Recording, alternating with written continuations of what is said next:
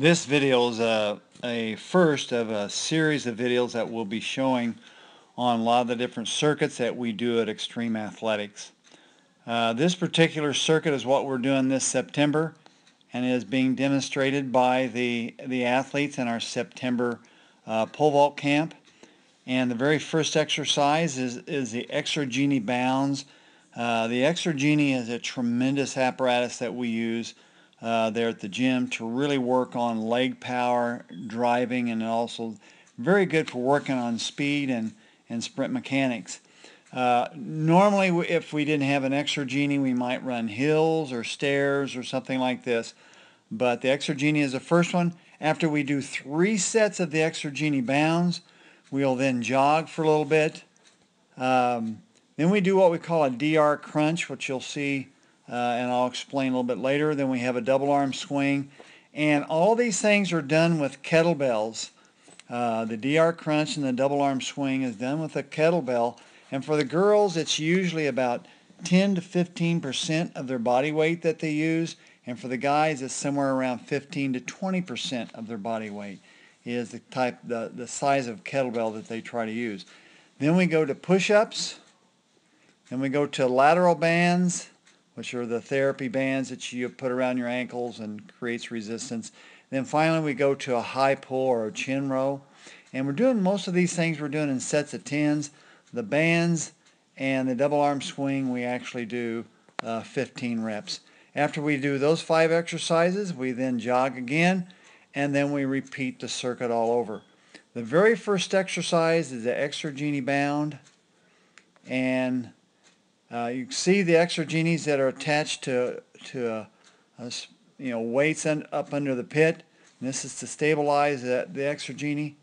And what we see, the Exergenie is a cylinder that has a nylon rope that threads through it, and you can adjust the resistance.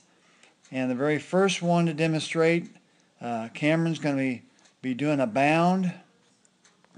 And you start out in a low position and bound. And he's going to bound all the way, and he's got the resistance set up that's going to work pretty well for him. Okay, he keeps driving. And of course, the next person sets up his Cali. Good, strong pushing motion, but we're trying to drive down and back, and as you'll notice, they're keeping their ankle dorsiflexed, trying to land not flat, but slightly on the ball of the foot, where the heel is close to the ground, but trying to stay dorsiflexed.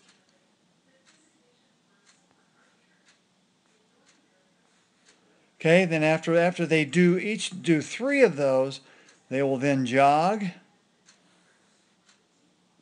for a little bit. Then they come back, and then we do the DR crunch.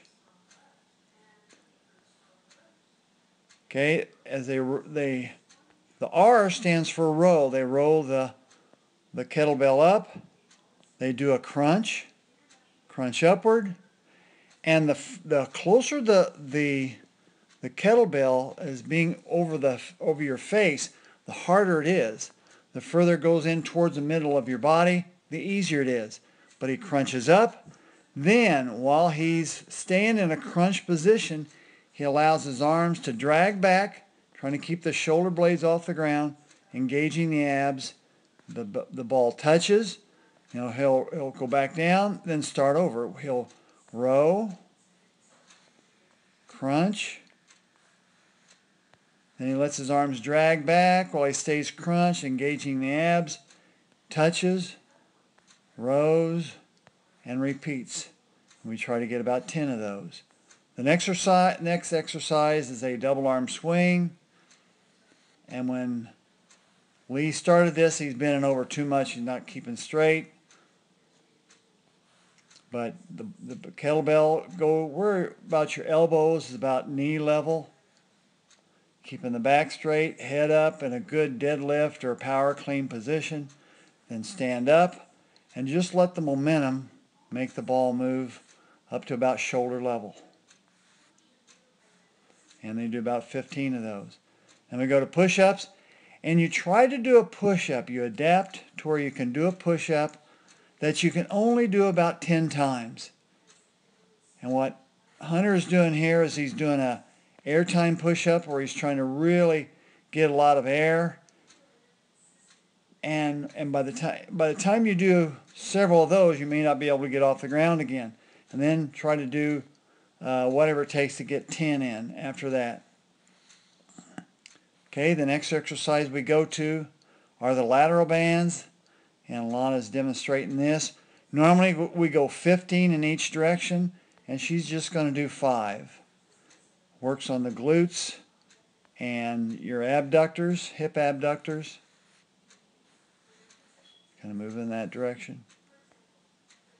And then finally we go to high pulls or chin rows, and we try to grab the corners of the kettlebell and do a high pull with each arm.